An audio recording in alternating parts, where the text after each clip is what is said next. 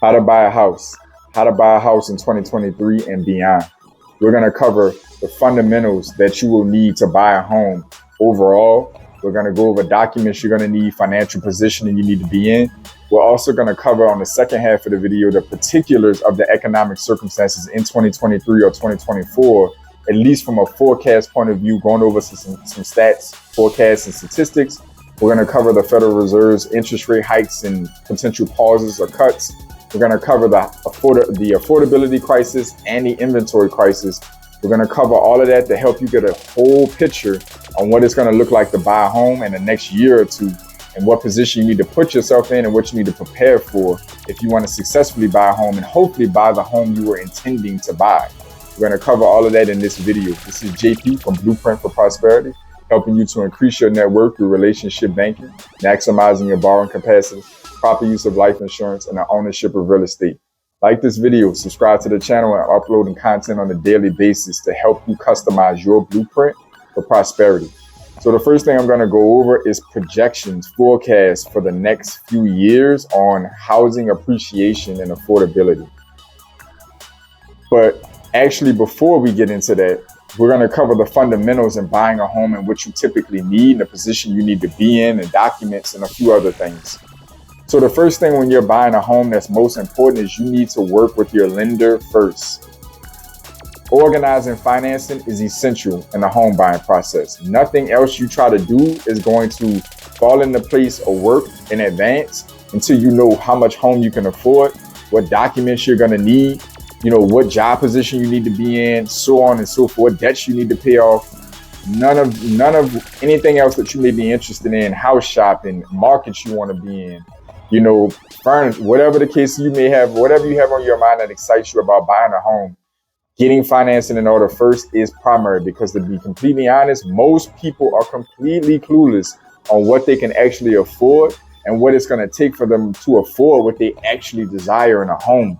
Your lender is there to give you that sobering moment by telling you, yes, you're in position. This is what you need. No, you need to go back and work on this. You need to adjust this and come back.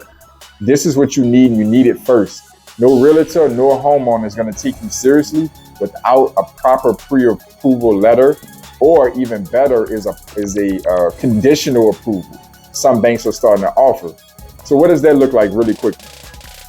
You need to have your pay stubs in order. You're going to usually need about 2 to 3 months worth of pay stubs. Last 2 tax returns. You're going to need, obviously, to have all 3 credit bureaus pulled for your FICO scores. They're going to take your middle of the 3 FICO scores for your mortgage rate. You're going to need any additional applicants will need the same information if it's not just you. If you're military, you need to bring proper documentation, do DD-214s, things of that nature. There are loans out there if you're a teacher, a police officer, or a firefighter, or if you're a doctor, or if you're some kind of PhD professional. There are various loans for all types of different people. You need to have your verification together for that. You need to have bank statements, usually about 60 days or 2 months of statement cycles for bank statements. You want to be careful here because you want to watch what money is going in and out of there. That's what they're looking for. If you make it too convoluted, they're just going to dig deeper into your finances. So have that organized in advance. It's a seasoning period. They're going to want the bank statements to the money you plan to use towards that house purchase. So these are some of the quick essentials that you're going to need. If you have any kind of money coming from gift money, you need to have that, paperwork drawn up properly. If you're going to use your money from like your 401k or IRA, you need to have those statements together. You're going to use money from a life insurance policy, you need to have that together. You need verification and documentation for the vast majority of what you're going to be providing your lender, and you state it on your application. Any assets, income, liabilities. Be prepared to, when they come thumbing through your credit profile, to justify and make sense of different expenses, or if you have any kind of negatives on there, you need to be prepared for all of that. It's just a very extensive process, but I want you to have a fundamental understanding. This is not clickbait. I want you to understand how to go about financing and buying a home. So you need to have all your proper documentation. Last 2 W-2s, about 2 to 3 months of pay stubs. If you're on 1099 or commissioned income, you need to have W-2s. You need to have bank statements together. You need bank statements regardless, at least 60 days worth. You need to have any money you plan to use towards, the home purchase that's not coming directly out of your bank account. You need to have statements from where it's coming from or gift letters together. You need to have, professional designations that you may be leaning on to help get you a certain loan type. Have verification for all of that. So once you have all of that together, you get with your lender, you go through, hopefully you're prepared, you get a pre-approval. Now you want to either have a real estate agent on standby or go find one. Then you can start going out and shopping and going into that process. Usually your pre-approval is good for about 90 days to 120 days without them having to pull credit again. So everything that you've provided is good for about a 90-day to 120-day window, usually 90 days. And from that point on, that's your window of time to shop and secure and close on a property. So hopefully that gives you some general oversight on the financing portion, which is the bulk of the home buying process. The house needs to pass inspections and qualify based on the loan type you're pulling. We're not going to dive into all of that because it's so nuanced based on the loan and the circumstances. I wanted you to have the general overview of what most loans will still require of you. So hopefully that portion made sense and you took some notes if you needed to. Now we're going to dive a little bit more into the economic portion of this when we start talking about what things look like here in 2023 and likely are going to look like in 2024, and just overall economically what things to look out for and what to be in position for, and a little bit about what you can do to try to control or, and pull some levers to get your affordability in shape. Let's quickly go over the forecast coming from Chief Economist Selma Hept at CoreLogic. Generally, they have the projections for 2023 overall in the United States to be a negative, housing value decrease of 1.61 for 2023. That means they expect property values to drop down a little bit below 2%, which is pretty interesting. But with the interest rates going up and the activity in the mortgage market dropping so much, it makes sense. They actually expect the housing market to bounce back some in 2024 to 1.9, which is interesting because that's almost that's a little bit over a 3.5% increase from the bottom they're expecting in 2023. So again, 2024, 1.9% increase. 2025, they projected out and forecasted a 3.57 home property valuation increase in the United States overall. 2026, they've actually got it up to 4.25 for 2026. This is per year basis. This is not like from 2023. So that means that overall, between 2023 to the end of 2026 or going into 2027, if these numbers were exact and your home followed these numbers, just having a home bought in 2023 and holding it until 2027, it could appreciate somewhere in the proximity of about 8 or 9% in the next few years, which is not too bad to be a homeowner receiving that kind of increase. But what I do want to point out before we flip to the next set of statistics and details, do you notice that for all of the real estate crash enthusiasts out there, that the worst case scenario that they're currently projecting on data is less than a 2% drop in home valuations? We're barely 2 years from a 40% home property valuation increase, and they're barely expecting it to drop 2% this year. And then they're expecting it to turn right back around and increase almost 2% the very next year.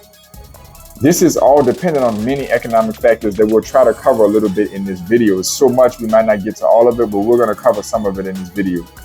So I think you need to understand that it's really, really challenging and hostile that the housing market blew up like it did the last couple of years, and that blow up could actually be permanent for housing valuations in this country for years to come.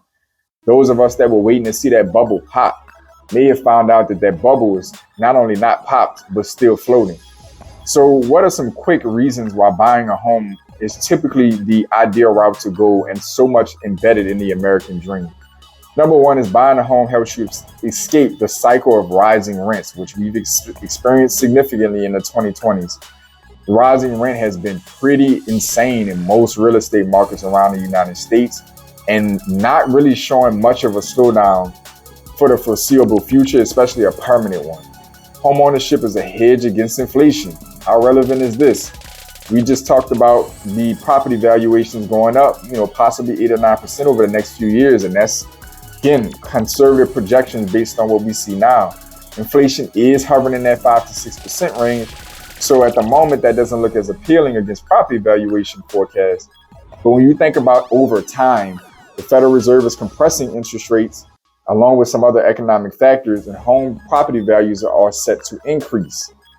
Home ownership is a powerful wealth building tool with an average net worth for homeowners at $255,000 compared to $6,300 for renters. Multitudes difference in net worth for those who own homes for long periods of time versus those who rent. Powerful, powerful numbers. So what do we take from this data, these forecasts, and what do we take from the overall economics that are facing the housing market and the affordability situation, interest rate situation, and what's going to happen pending what happens with the Federal Reserve's potential pause or pivot coming in the future, or if the economy jumps into a recession? We'll try to look at this from a couple different ways. Number one, if the Federal Reserve continues its fight against inflation and tips interest rates up a little bit further, let's just say they do it again in May of 2023, maybe they pause after that and they hold, then mortgage rates will probably, they're not directly correlated to the Fed's fund rate, but they have influence, right? The Fed's fund rate has influence. It'll probably, depending on other economic factors, it'll probably keep interest rates, mortgage rates, somewhere in the proximity of 6 to 7%, and possibly tipping slightly below the 6% mark is a possibility. But it's likely to kind of, from what we've seen, maybe it'll stick around at 6.5% on mortgage rates. What does this do to the housing market? Well, it keeps a lot of buyers out of the housing market. More importantly, possibly, it keeps a lot of existing homeowners from selling, because their interest rates the last 3, 5, 7, and 10 years have been somewhere between, upper 2s to mid 5s or something like that. And, 6+% interest rates from a 3 or 4, a low 5% interest rate is significant to sell your home and go into a significantly higher mortgage on a similar property. So it's turning off a lot of potential sellers, move-up sellers. The move-up market is what it's referred to. It's really deterring a lot of people from selling their homes. This is creating an inventory crisis, because if these people aren't selling, then this backs up and clogs the wheel. Even if you don't have a ton of hot buyers in the market, it's still less homes than buyers, which creates competition. This is one of the reasons home prices are so stable and won't decrease, or the real estate crash that keeps getting promoted hasn't come and likely won't. The federal government is stemming the tide on foreclosures. The inventory crisis is keeping people from, prices from dropping rather, because even though the buyer's pool has been hit really hard by interest rate, there's still enough buyers activity to keep the housing prices in a moderate range, stable to some degree. And you have, these moving factors happening at one time. That's, again, just keeping the real estate market from seeing the kind of damage that people were projecting it was going to have when interest rates first started to spike. If the Federal Reserve is forced to pause in this next meeting and start the process of cutting subsequently after, for whatever reasons, the banking crisis, economic recession is the worse than they thought, whatever triggers them to start having to pivot on their policy, this is likely going to happen before inflation can come down, which means that if inflation is not under control and the Fed is forced to pivot, inflation can start to go back through the roof. In the meantime, mortgage rates can start to come down if the Fed starts to cut. If the Fed stabilizes too soon or pauses too soon or cuts too soon, then mortgage rates can come down and the housing market can go absolutely bananas, as well as inflation. Why? Because affordability is going to open up to a lot more buyers. And if it cuts deep enough, then the move-up market is going to be interested, and they're going to start putting their homes on the market, cashing in on all this equity and go and get those more attractive rates again. And this could unlock some inventory, but it's probably going to still be a lot more buyers than inventory.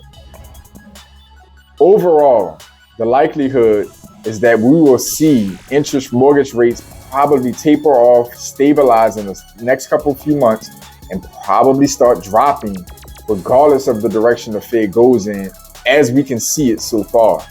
If that happens, then you have a situation where either it's enough drop in mortgage rates to unlock the move-up buyers to open up that inventory. We'll see how that affects the market. Or you could have a scenario where it doesn't quite entice the move-up market, but it does get enough of the first-time home buyers off of the fence. This is going to create a really competitive housing market again, where you're going to see prices probably start to skyrocket again. You need to position yourself to have the best profile possible going into your lending application. You need to have the best credit you can possibly position yourself for, lowest debt load, DTI, debt to income possible, making you a lower risk and allowing you to afford more housing payment. You need to have pristine credit. You need to have your paperwork situated to verify everything you're bringing to the table on that lending application. You need to have job stability. They're going to want to see a minimum of 2 years work history, no matter what you're doing in most cases. If you switch jobs, hopefully it's in the same industry. If you switch industries, hopefully it's a W-2. If you're in a 1099, then you may be in a tough spot because they're not going to want to touch 1099 or non-W-2 income, but unless it has 2 years of a consistency. So keep that in mind if you're serious about buying a home. I'm going to shoot a video soon that's going to talk about other strategies that people may have to take if they want to be a first-time home buyer in this market the next few years. It's going to seem a little extreme, but I have to shoot this video and touch on this because I may have to help some of you reshape the way you're thinking about going in as a buyer. But again, having the best financial profile is one of the ways you can combat and increasing, housing costs and catch up and take advantage of decreasing mortgage rates if they continue to come along, because it's going to allow you to afford more home and lenders to throw more at you as far as availability, because your profile is stable and you look like a stable borrower, and that's who they're going to be looking for during this potential lending crisis, where they're going to be tightening against people who are higher risk. So put yourself in the best position you possibly can. I'm going to cut this video short. At this point, it's running a little hot. It's going on 20 minutes. So I want to make sure that I've gotten as much in as I can. Comment down below if you need me to cover anything in particular in more depth. Comment down below on some of the things I covered and what you think about it. Where are you in the housing market right now? And, let me know if you need, more context or a part 2 to this video. I'll be glad to shoot it. I just don't want to, wear you guys out in this one video. So as always, I enjoy bringing you this content. I know it was valuable for you. I want you guys to stay focused, stay in motion. I'll see y'all soon.